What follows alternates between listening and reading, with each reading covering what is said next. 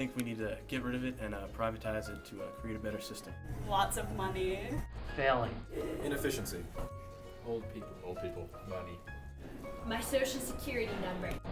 I feel sorry for anybody who has to try to survive, pay taxes, pay living expenses, and so forth on Social Security alone. I don't know. Annoyance. Old people. Whether you know about it or not, like it or not, Social Security is the premier program of the United States and will be the biggest policy issue facing Congress in 2014. Signed in 1935 by Franklin Roosevelt, it was originally intended as a baseline insurance policy to help stimulate the economy. Throughout the 20th century, the bill has been heavily reformed and amended, reaching out to more and more people. Today, Social Security gives over 55 million benefits every month, costing over $671 billion per year. With more people living longer and less people working, Social Security faces a crisis, an impending deficit that must be addressed immediately to ensure future retirement security for all generations.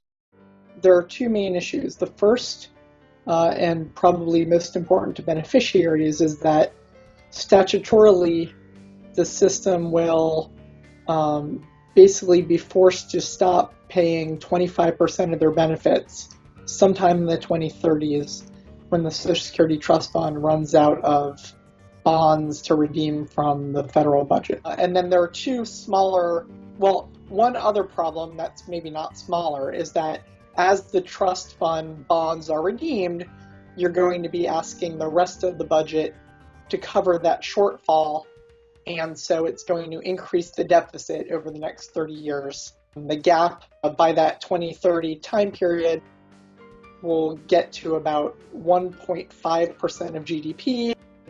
And so that's a pretty large gap from just one program that the rest of the budget will have to make up for. It's actually going to start running out of money a couple years from now because the amount of taxes coming in to pay for Social Security will not be sufficient to cover the benefits. So after about 2017, the system will have to draw on the IOUs, which is tax money that Congress has already spent. Today, 55 million Americans receive benefits averaging over $1,000 per month. By 2035, over 90 million will receive benefits. Benefits are more generous, but the number of beneficiaries will rise much more rapidly than the number of workers now struggling in today's economy who will need to support them. The reality is there are simply not enough young workers to support the baby boomers who are retiring at the rate of 10,000 a day. Well, the simple answer is you either need to cut benefits or raise taxes or a combination of the two things.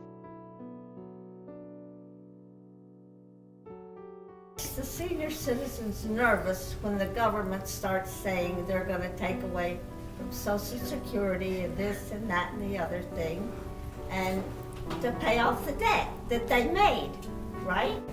Social Security is a big part of all of our employees. How important is it to me? Well, actually, right now it's very important. It's my only income. I have no other income.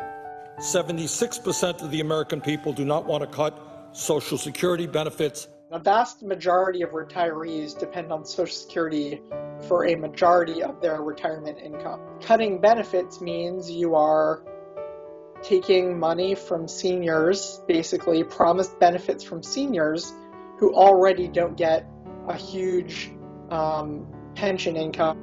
Prices and everything keeps going up. I mean, your electric, your utilities, and everything increases in price.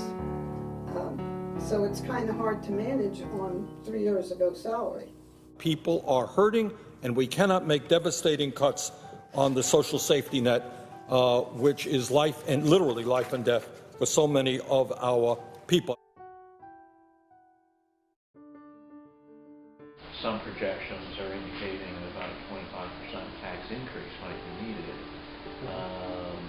So that's a pretty hefty tax increase. The question for people of your generation to ask is, do you want to make that payment? Do you want to make that kind of payment? of course, economic cost to raising wage taxes, payroll taxes, to pay for promised benefits. And that's a cost imposed on the young to transfer money to retirees. I mean, I think anybody, when they get their paycheck and they notice a decent chunk of money missing, I think the average paycheck is supposed to you're basically supposed to see about $130 a month less on your paycheck than for an average American salary. So that's certainly not insignificant, but it's also not a kind of deal-breaking change. Real problem for budget people like me with that plan was that any money you divert from the payroll tax into an individual account is money not available to pay current people getting Social Security benefits. And already we have a deficit in the sense that the people paying payroll taxes are not paying enough payroll taxes to support current beneficiaries. Well, I'm really not sure what the best way is. I guess I'm leaning to some extent in a privatization direction, which is the way most private sector pensions are set up. That's the way the federal government's own retirement system is set up. There is no perfect solution, but Congress needs to take action now.